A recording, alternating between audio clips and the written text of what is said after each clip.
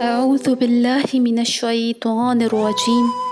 بسم الله الرحمن الرحيم. الحمد لله رب العالمين. اللهم صل على محمد وآل محمد وعجل فرجهم أجمعين.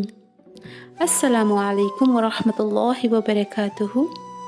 الحمدللہ کہ ہم رمضان المبارک کے تیسرے عشرے میں قدم رکھ چکے ہیں۔ پروردگار عالم سے دعا ہے کہ اے رب العالمین، جو برکت سعادت رحمتیں ہم پچھلے 20 دنوں میں حاصل نہیں کر سکے، تو اے اللہ اب ہمیں توفیق دے کہ ہم تمام برکت سعادتیں اور رحمتیں حاصل کر لیں۔ آمین یا رب العالمین۔ عزیزان محترم، 14 معصومین علیہ السلام ایجوکیشن کے توسل سے ہم نے اس ماہ مبارک میں بہت کچھ سیکھا، عبادتوں کے حوالے سے اور قرآن پاک کی تفسیر کے حوالے سے۔ تو آخری درس اس ماہ کا ہے جس کا ہم نے موضوع رکھا ہے دعا، چونکہ دعا عبادت کا مغز ہے۔ پروردگار عالم قرآن پاک میں ارشاد فرماتا ہے کہ اے رسول، میرے بندے میرے بارے میں سوال کریں تو کہہ دو کہ میں بہت قریب ہوں اور سب کی دعائیں سن لیتا ہوں۔ رسول صلی اللہ علیہ وآلہ وسلم فرماتے ہیں، کیا میں تمہیں ایسے اسلحے کا پتہ دوں جو دشمن سے بچا سکے اور روزی کو فراہم کر سکے؟ تو سنو، یہ اسلحہ ہے دعا۔ امام زین العابدین علیہ السلام فرماتے ہیں کہ دعا رد بلا ہے۔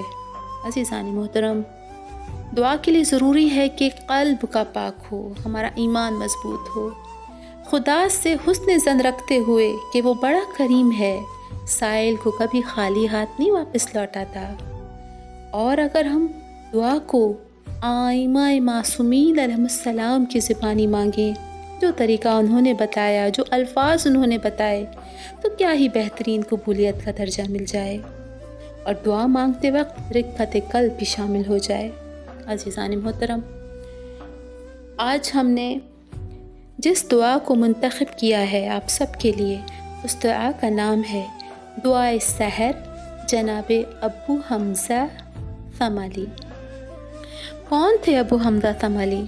ان کا اسم گرامی ثابت تھا، کوفے کے رہنے والے تھے اور وہاں کے زاہدوں میں شمار ہوتے تھے۔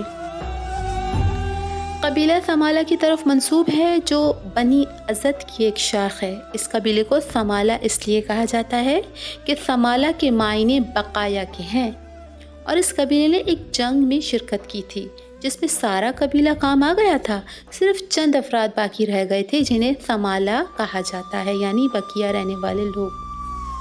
فضل بن شاذان کی روایت ہے کہ امام رضا علیہ السلام نے انہیں اپنے دور کا سلمان فارسی قرار دیا ہے اور فرمایا ہے کہ انہوں نے 4 اماموں کی خدمت میں حاضری دی ہے: امام زین العابدین علیہ السلام، امام محمد باقر علیہ السلام، امام جعفر صادق علیہ السلام اور امام موسی کاظم علیہ السلام۔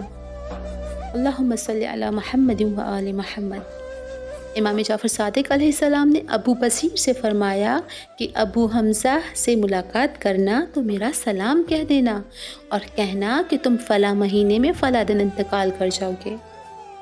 عزیزان محترم، مصباح شیخ میں ابو حمزہ کی روایت ہے کہ امام زین العابدین علیہ السلام ماہ مبارک رمضان میں رات کے بیشتر حصے میں نمازیں ادا فرماتے تھے، اور جب وقت سحر ہو جاتا تھا تو آپ یہ دعا پڑھتے تھے جسے دعائے ابو حمزہ ثمالی کا نام دیا گیا۔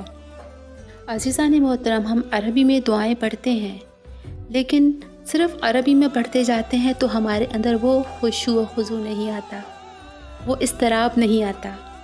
تو ضروری ہے کہ جب ہم عربی پڑھیں تو اس کے ساتھ اس کی اردو بھی پڑھیں تاکہ ہمیں سمجھ میں آئے۔ آئیے کہ ہم امام کی جو مولا نے اپنے الفاظ میں دعا مانگی ہے کہ کس طرح امام زین العابدین علیہ السلام راتوں کو سحر کے وقت دعا مانگتے تھے۔ فرماتے ہیں، بسم اللہ الرحمن الرحیم، خدایا اپنے عطاب کے ذریعے ہماری تنبیہ نہ کرنا اور ہمیں اتنی چھوٹ نہ دے کہ ہم دھوکے میں پڑ جائیں، ہمارے پاس خیر کہاں سے آئے گا؟ اس کا مرکز تو تیری ہی ذات ہے، اور ہم نجات کیسے پائیں گے؟ اس کا اختیار تو تیرے ہی ہاتھ میں ہے۔ خدایا، نیک کردار بندے بھی تیری نصرت و امداد سے بے نیاز نہیں ہیں، اور بدعمل انسان بھی تیرے اختیار سے باہر نہیں ہے۔